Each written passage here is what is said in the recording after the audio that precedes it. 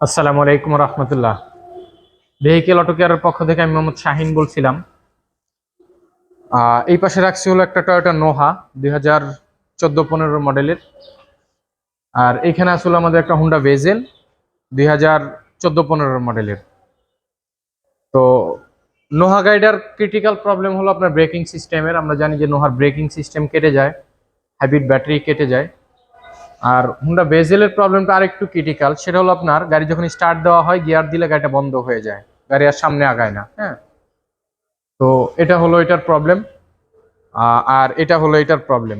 তো এই গাড়িটার মূলত যে বিষয়টা, তো এটা আরেকটা ওয়ার্কশপে দেখা হয়েছে। ওনারা ব্রেক প্যাড, যদিও আমরা জানি যেগুলো আসলে ব্রেক প্যাডের ইস্যু না, ব্রেক মাস্টার সিলিন্ডার যেটা আমরা চিনি, এই জিনিসটা সচরাচর কেটে যায়। কেটে যাওয়ার কারণে কি হয়, গাড়ির ব্রেকটা নর্মাল ব্রেক সিস্টেমটা যত স্মুথনেস ছিল ওই জিনিসটা আর থাকে না, তখন অ্যাবনর্মাল হয়ে যায়। ধরেন আপনি ব্রেক করছেন এখানে, কিন্তু ব্রেকটা কিছু দূর পরে যাওয়া হয়েছে, কিন্তু ব্রেক হচ্ছে কিন্তু আনইজি আনইজি টাইপের। হ্যাঁ, মানে অ্যাকুরেট না, যে না আমার এই জায়গাটা গাড়িটা জমবে, সেটা না হয়ে আমার 2 হাত 5 হাত সামনে গিয়ে গাড়িটা জমতেছে, এরকম কিছু হচ্ছে। এটা হলো একটা বিষয়। আর অন্যথায় কি হয়, চলতে চলতে একটা সময় ব্রেক প্যাডেলও হার্ড হয়ে যায়, ব্রেক ফেল কিংবা ব্রেক মিস হওয়ার চান্স থাকে তখন। আর এই জিনিসগুলো কেন হয়, আজকে আমরা চেষ্টা করবো আপনাদেরকে কিছুটা পরিমাণে ধারণা দেওয়ার। এই জিনিসটা সচরাচর হয়ে থাকে হলো আপনার এই গাড়িগুলোর প্রত্যেকটা পার্টসের ক্ষেত্রে জাপান একটা লাইফ টাইম করে দিছে। ওই টাইমটা যখন ওভার হয়ে যায়, কিলোমিটারলি হোক কিংবা ইয়ারলি হোক, ওভার হয়ে যাওয়ার কারণে এই প্রোডাক্টগুলো আস্তে আস্তে কেটে যায়। যাওয়ার পর আমরা কি করি, বাজার থেকে রিকন্ডিশন প্রোডাক্ট ইনস্টল করি। তো দেখা যায় রিকন্ডিশন প্রোডাক্টের ভিতরেও মাঝে মধ্যে কিছু খারাপ প্রোডাক্ট পড়ে যায়, এটা স্বাভাবিক। এটা যে কারোর কাছেই পড়তে পারে, অস্বাভাবিক কিছু না। কারণ একটা ইউজড প্রোডাক্ট, একটা ব্র্যান্ড নিউ 100-100, যেটা লাগাইলে এটা এক চান্সে হবে, বাট একটা ইউজ প্রোডাক্ট সেটা তো কিনে আনা হয় দুবাই কিংবা জাপানের বাজার। জাপান কন্টেনার বাংলাদেশে খুব কমই হয়, যত যাই বলুক না কেন দুবাই কন্টেনারটা বেশি হয়। তো দুবাই বাজার যখন এগুলো কিনা হয়, আমাদের কিনতে হয় লডে আর হলো অকশনে। অকশনে যে প্রোডাক্টটা কিনা হয় সেই প্রোডাক্টটার রেঞ্জ বেশি হয়, প্রাইস বেশি হয়, আর লডের প্রোডাক্টটার দাম কম হয়। তো যে জিনিসটা হয়ে থাকে, যে প্রোডাক্টগুলো আমরা যখন পারচেজ করি, তখন দেখা যায় আমাদের এগুলো আপনার কোনোভাবেই এগুলো চেক করার কোনো অপশন থাকে না। হ্যাঁ, না থাকার কারণে যখন আমরা মালগুলো ক্যারি করার পরে দেখা যায় যে আমাদের 100 মালের ভিতরে 2-4-20টা মাল ড্যামেজ বের হয়ে যায়। এটা স্বাভাবিক বিষয়, অস্বাভাবিক কিছু না। তো ওই মালগুলো তো আমরা না লাগাইলে বুঝি না, এটা হলো বিষয়। তো যাই হোক, আপনাদেরকে অনেক কথাই বললাম, এর ভিতরে যেটা হলো আমার ব্যক্তিগত ব্যবসায়িক বিষয়। তো গাড়ির যে জিনিসটা হলো যে এই গাড়িগুলো ব্রেক ফেল হইলে কি করণীয়। ব্রেক যখন ফেল হবে, অবশ্যই আপনারা গাড়িগুলো, ব্রেকিং এর বিষয়, হাইব্রিড ব্যাটারি ড্যামেজ থাকলেও গাড়ি চালানো যায়, বাট ব্রেকিং সিস্টেমটা না থাকলে গাড়ি কখনোই চালানো যায় না। হ্যাঁ, এটা 100 থেকে 100 মাথায় রাখা লাগবে। আর আরেকটা বিষয় বলে রাখি, অনেক গাড়ির ওনার বলেন যে আমার ড্রাইভার গাড়ি এইভাবে চালায়, উনি কি, না, এটা উনি ড্যামেজ করার মতন কিছু নাই। কারণ আমরা জানি যে বাংলাদেশে যানজটের অবস্থাটা কি। যদি আমরা কোনো দিকে যাওয়ার মুভ করি, কোনো দিকে যাওয়ার চিন্তা ভাবনা করি, তাহলে আমার মনে হয় না মিনিমাম 2 থেকে 3 ঘন্টার ভিতরে, 3 ঘন্টার আগে কোথাও যাওয়া যায়। হ্যাঁ, মিনিমাম 2 ঘন্টা লেগে যায়। তো যে জামগুলো যখন আমরা অতিক্রম করি, তখন ড্রাইভার দেখা যায় কিছুটা ফাঁকা হইলে তখন আমরা আবার, বর্তমানে তো আল্লাহ দিলে মোটরসাইকেল আসছে, আরেকটা মনে করেন উড়োজাহাজ, একটু ফাঁক পাইলে এখানে ঢুকাই দিয়ে দাঁড়ায় থাকে। তো ড্রাইভারও চিন্তা করে যে আমি এত কষ্ট করে আগাচ্ছি, এখান থেকে আবার আমি ছেড়ে দিব, একটু সামনে গিয়ে ব্রেক করতে। এই ব্রেক সাধারণ বিষয়, অসাধারণ কিছু না, এটা একদম নর্মাল। তো এই বিষয় নিয়ে ড্রাইভারকে দোষ দেওয়ার কিছু নাই। এটা আমি সবচেয়ে বড় কথা বলবো, এই গাড়িটার চাবিটা কোথায়, চাবিটা নাও, এটা হলো সবচেয়ে বড় কথা। তো আমরা এখন আপনাদেরকে দেখাই যে আসলে এটার ব্রেকটা মূলত কি টাইপের প্রবলেম হয়। আমরা এটার রিভিউটা আলাদা করে দিয়ে পরে আমরা এটার বিষয়ে ইনশাআল্লাহ তাআলা দেখানোর চেষ্টা করব আপনাদেরকে।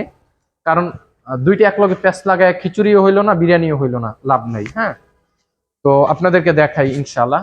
আসেন একটু সামনে আসেন।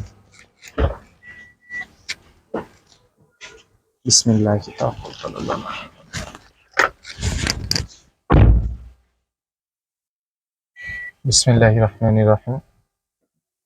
আমি গাড়িটি স্টার্ট করলাম। সাধারণত আমরা জানি যে এখানে আমাদের এই সিগন্যাল গুলো সচরাচর জ্বলে থাকে। এখানে আমরা দেখতেছি, আমি আপনাদেরকে একটু স্পষ্ট করে দেখানোর চেষ্টা করতেছি।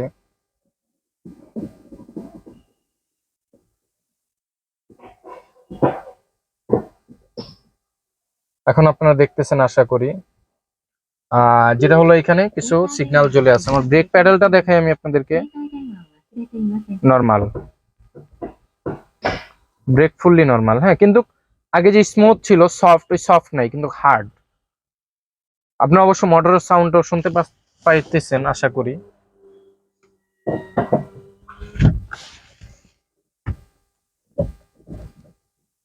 মোটরটা যে চলতেছে আপনারা শুনতে পাচ্ছেন। তো এই হলো এটার বিষয়। আর আমরা জানি এগুলো অ্যাবনর্মাল লিক ইন অ্যাকুমুলেটর হয়ে যায়, অ্যাবনর্মাল হয়ে যায় ব্রেক বুস্টারের বিষয় যেটা, সেটা। আচ্ছা, এটা কাছে নিলে এটা, তো এই যে আপনারা দেখতেছেন এইখানে যে লেখাগুলো আসতেছে, তো এটা মূলত এই ব্রেক বুস্টারের যে ইস্যুটা আসবে হলো এইরকম।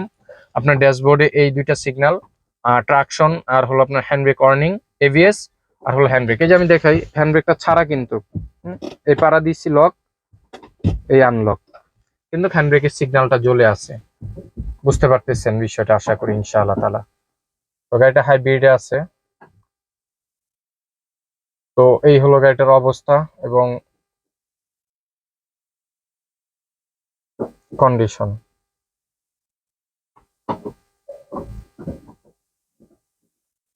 তো যাই হোক, এটা এখানে আর আপনাদেরকে আসলে দেখানোর আর কিছুই নাই। তো আমরা এখন মূলত যেটা করব, এটার আমরা ব্রেকিং সিস্টেমটা খুলতেছি, খুলে এটা রিপ্লেস করব। হ্যাঁ, তো ইনশাআল্লাহ চেষ্টা করব আপনাদেরকে ওই জিনিসগুলো আলাদা আলাদা করে দেখানোর, সেটআপ থেকে শুরু করে, যেহেতু খোলার বিষয়টা আপনাদেরকে দেখাইতেছি আমরা, সেটআপের বিষয়টা আপনাদেরকে দেখানোর আমরা চেষ্টা করব ইনশাআল্লাহ তাআলা। তো এটা কি খোলা হয়েছে? হ্যাঁ, বের করেন। তো আমরা মূলত আপনাদেরকে আরেকবারের মতো বুঝিয়ে দিব আসলে break master cylinder, brake booster কোনটা। এটা খোলেন।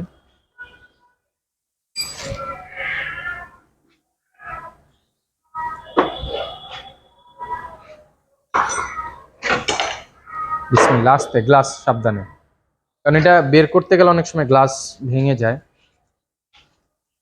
এই হলো আপনার brake booster, break master cylinder যেটাই বলি না কেন আমরা। আর এখানে হলো অ্যাকুমুলেটর, এবিএস পাম্প মোটর। হ্যাঁ, এই হলো আপনার দুইটা জিনিস। তো আমরা এই দুইটা জিনিস রিপ্লেস করব মূলত, এবং আপনাদেরকে দেখানোর চেষ্টা করবো ইনশাআল্লাহ তাআলা। তো আমাদের এখন এটা খোলা হচ্ছে, যদিও আসলে খোলার এত পরিমাণে রিভিউ আমরা দিছি, এত পরিমাণে, যে আপনাদেরকে আসলে আলাদা করে এটার আর দেখানোর কিছু নাই। তো এটা আমরা আর ওইভাবে আলাদা করে আপনাদের কাছে কিছু রাখলাম না। তো এটা জাস্ট আমরা ওপেনিং এর কিংবা চেক আপের রিভিউ হিসাবে এটা আপনাদেরকে উপস্থাপন করলাম, কিংবা দেখানোর চেষ্টা করলাম ইনশাআল্লাহ তাআলা। বাকিটা আসবে নেক্সটে। তো সকলে ভালো থাকবেন, সুস্থ থাকবেন এবং দোয়া রাখবেন। আসসালামু আলাইকুম ওয়া রাহমাতুল্লাহ। আল্লাহ হাফেজ।